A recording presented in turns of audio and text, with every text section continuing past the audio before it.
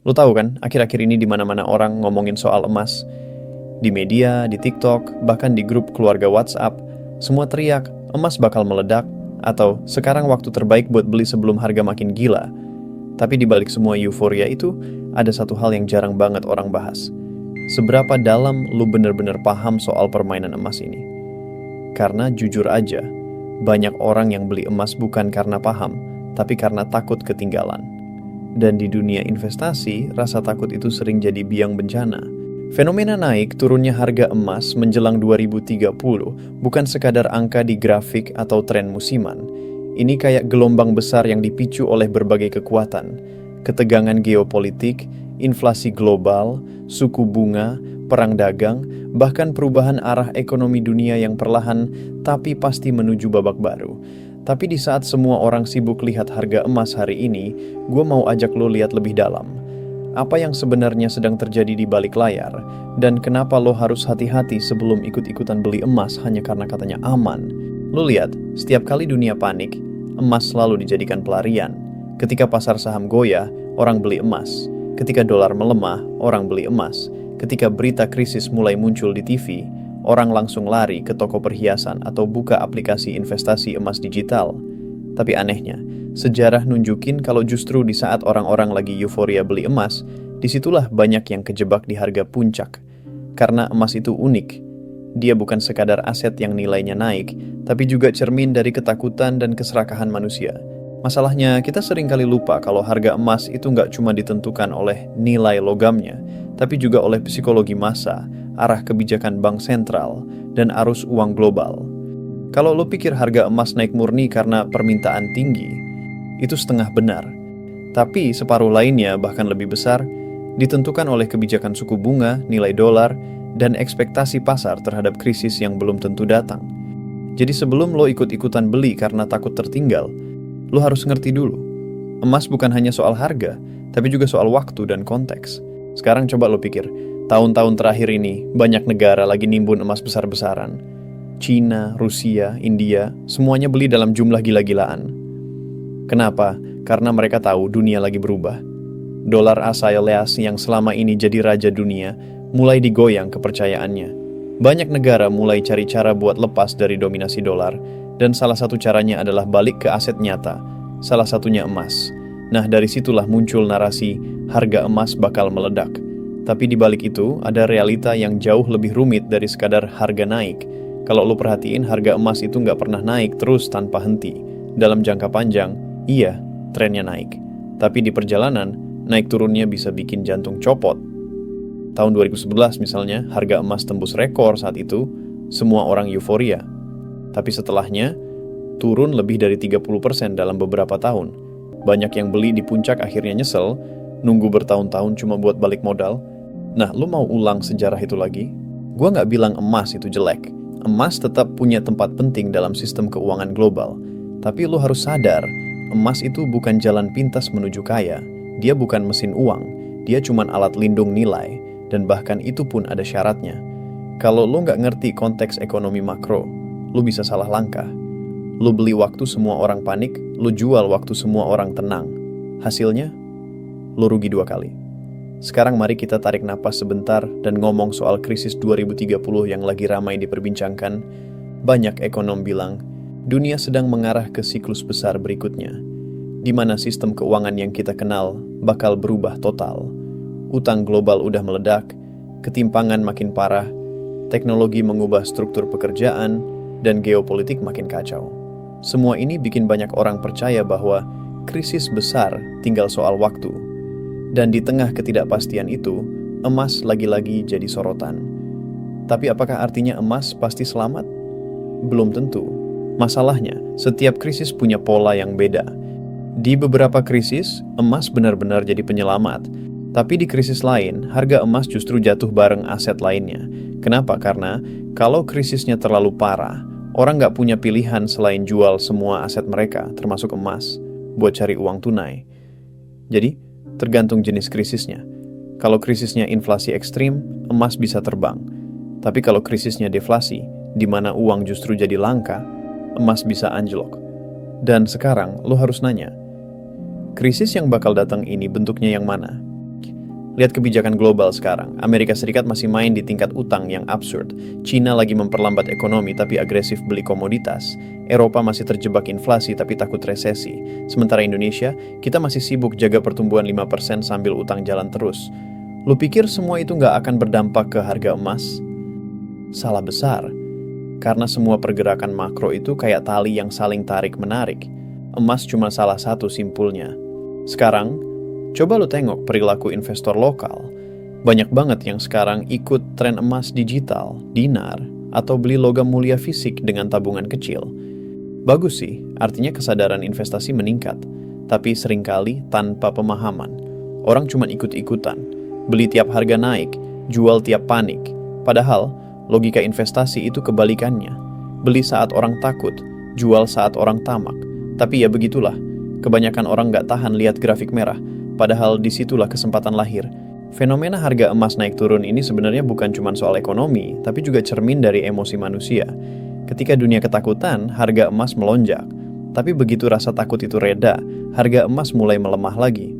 Makanya kalau lo lihat grafik jangka panjang, emas naik bukan karena ajaib, tapi karena rasa cemas manusia yang selalu datang dalam siklus. Dari perang, inflasi, pandemi, resesi, semuanya punya efek psikologis yang bikin orang balik ke emas. Jadi kalau lo mau main di emas, lo bukan cuma harus paham angka, tapi juga harus paham manusia. Tapi mari kita realistis. Emas bukan satu-satunya cara buat bertahan di masa krisis. Banyak orang terjebak dengan mindset sempit. Asal punya emas, aman. Padahal nggak sesederhana itu. Kalau krisisnya bikin daya beli turun, kalau harga bahan pokok melonjak, kalau lo kehilangan pekerjaan, emas di lemari nggak akan nyelamatin lo secara langsung. Nilainya mungkin naik di kertas, tapi kalau lo terpaksa jual di saat semua orang juga jual, harganya bisa anjlok. Jadi jangan jadikan emas sebagai penyelamat tunggal. Jadikan dia cuma bagian dari strategi bertahan yang lebih luas. Kalau lo perhatikan, sejak 2020-an dunia udah masuk ke fase yang nggak stabil. Pandemi, perang, inflasi, suku bunga semua main bareng, dan di situ emas selalu naik ketika ketidakpastian tinggi, lalu turun ketika situasi dianggap mulai terkendali. Tapi lo lihat nggak, setiap kali naiknya makin cepat, turunnya pun makin tajam. Artinya apa? Emas makin rentan terhadap sentimen jangka pendek. Sekarang banyak spekulan besar main di pasar emas, bukan cuma investor konvensional. Jadi harga emas hari ini nggak murni cermin nilai, tapi juga permainan besar yang dikendalikan uang raksasa. Lalu kenapa banyak orang masih tergila-gila dengan emas? Karena dari dulu, emas selalu dijual dengan narasi emosional, simbol kekayaan, penyelamat krisis, aset abadi. Padahal yang abadi itu bukan emasnya, tapi ketakutan manusia terhadap kehilangan nilai. Selama manusia takut miskin, emas akan selalu laku. Dan selama manusia serakah, harga emas akan selalu bergejolak. Masalahnya, manusia sering salah tafsir antara aman dan menguntungkan. Emas itu aman dalam arti nggak akan jadi nol. Tapi bukan berarti dia selalu menguntungkan dalam waktu pendek. Lu bisa aja beli di harga tinggi, nunggu bertahun-tahun buat balik modal. Dan ironisnya, orang yang beli karena takut kehilangan justru sering kehilangan karena nggak sabar. Jadi, emas itu bukan buat yang pengen cepat kaya, tapi buat yang pengen tidur nyenyak jangka panjang. Sekarang, coba kita refleksikan sedikit dari sisi Indonesia.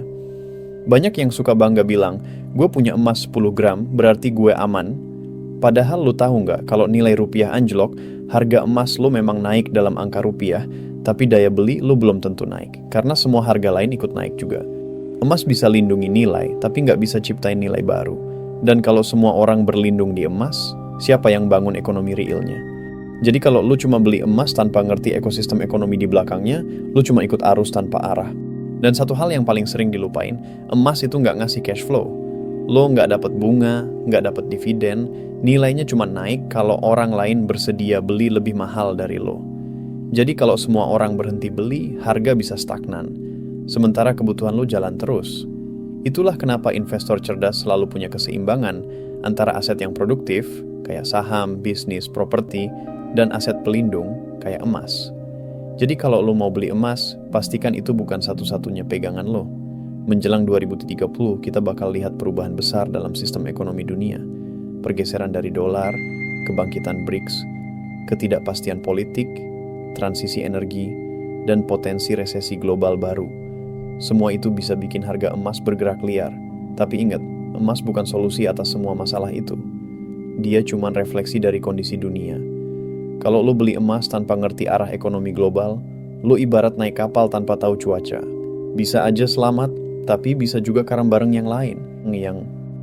Dan buat lo yang mungkin lagi mikir, jadi gue nggak boleh beli emas dong? Bukan gitu maksudnya. Gue bukan nyuruh lo anti emas. Gue cuma ngajak lo lebih bijak. Kalau lo beli emas karena paham fungsinya, karena lo sadar dia pelindung jangka panjang, silakan.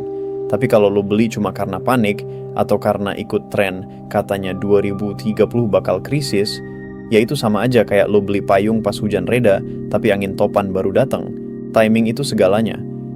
Emas bisa jadi sahabat kalau lo kenal karakternya, tapi bisa jadi jebakan kalau lo cuma tergiur kilauannya. Lo harus tahu kapan dia berguna, kapan dia cuma simbol. Lo harus tahu seberapa besar porsinya dalam hidup lo. Karena emas nggak akan nolong lo kalau lo masih punya gaya hidup boros, utang konsumtif, atau nggak punya rencana keuangan. Emas bukan pengganti disiplin.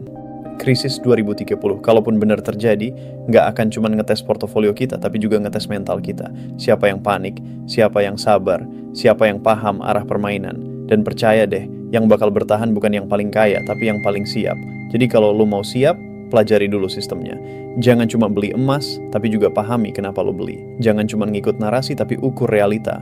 Lo tahu kenapa banyak orang jatuh di permainan investasi? Karena mereka pengen hasil besar dari pemahaman kecil. Mereka mau cepat, tapi nggak mau belajar. Padahal di dunia ekonomi, kecepatan tanpa arah cuma bikin lo muter di tempat. Jadi daripada sibuk nyari prediksi harga emas 2030, lebih baik lo fokus ngerti pola besar di baliknya. Pahami hubungan emas dengan suku bunga, dolar, dan inflasi. Lihat arah kebijakan bank sentral, baca tanda-tanda geopolitik. Itu jauh lebih berharga daripada sekadar tahu harga naik atau turun minggu depan. Lo lihat, emas itu bukan benda mati. Dia hidup di dalam sistem yang bergerak. Jadi lo harus gerak juga. Dan kalau lo bisa baca arah pergerakan itu, lo nggak cuma bisa bertahan, tapi juga bisa manfaatin peluang. Karena di balik setiap ketakutan massa, selalu ada kesempatan buat mereka yang tenang dan berpikir jernih. Dan mungkin inilah saatnya lo ubah cara pandang lo tentang emas. Jangan lihat dia sebagai jalan keluar, tapi sebagai alat bantu. Jangan jadikan dia pusat strategi lo, tapi bagian dari sistem pertahanan lo. Karena krisis itu nggak bisa lo hindari, tapi bisa lo hadapi dengan persiapan yang matang. Dan emas, kalau lo kelola dengan benar, bisa jadi salah satu senjata itu. Bukan satu-satunya, tapi bagian penting dari keseimbangan finansial lo. Jadi sebelum lo ikut tren beli emas karena semua orang ngomongin krisis 2030, tanya dulu ke diri lo. Lo beli karena paham atau karena panik? Lo punya strategi atau cuman ikut arus? Lo tahu batasnya atau cuman ngikut suara ramai? Karena di dunia investasi, yang paling keras suaranya bukan selalu yang paling benar. Kadang justru yang paling tenang, yang paling selamat. Dan akhirnya, gue mau tutup dengan ini. Emas memang menarik, apalagi di masa tak pasti. Tapi yang bikin lo bertahan bukan logamnya, melainkan logika lo. Yang lindungi lo bukan gram emas di brankas, tapi kedewasaan finansial di kepala lo. Jadi berhenti, cari kepastian instan, mulai bangun pemahaman jangka panjang. Dunia bisa berubah, sistem bisa runtuh, tapi orang yang siap dan ngerti arah permainan akan selalu punya jalan keluar. Kalau lo ngerasa obrolan ini membuka sudut pandang baru buat lo, jangan lupa dukung channel ini. Klik like biar makin banyak orang sadar sebelum ikut-ikutan beli tanpa ngerti. Share ke teman lo yang lagi panik soal harga emas, dan subscribe biar lo nggak ketinggalan obrolan kritis lain tentang ekonomi dan masa depan. Karena di dunia yang makin penuh kebisingan, kita butuh ruang buat mikir jernih. Dan kalau suatu hari nanti, lo lihat harga emas naik gila-gilaan di berita, tenang aja, jangan langsung tergoda. Ingat apa yang kita obrolin hari ini. Kadang, kilau paling terang justru datang sebelum padam. Jadi bukan soal kapan lo beli emas, tapi kapan lo bener-bener paham kenapa lo beli. Terus belajar, tetap waspada, dan jadilah investor yang bukan cuma ikut arus tapi ngerti arah. Karena yang ngerti arah, nggak pernah takut gelombang, bahkan menjelang krisis sekalipun.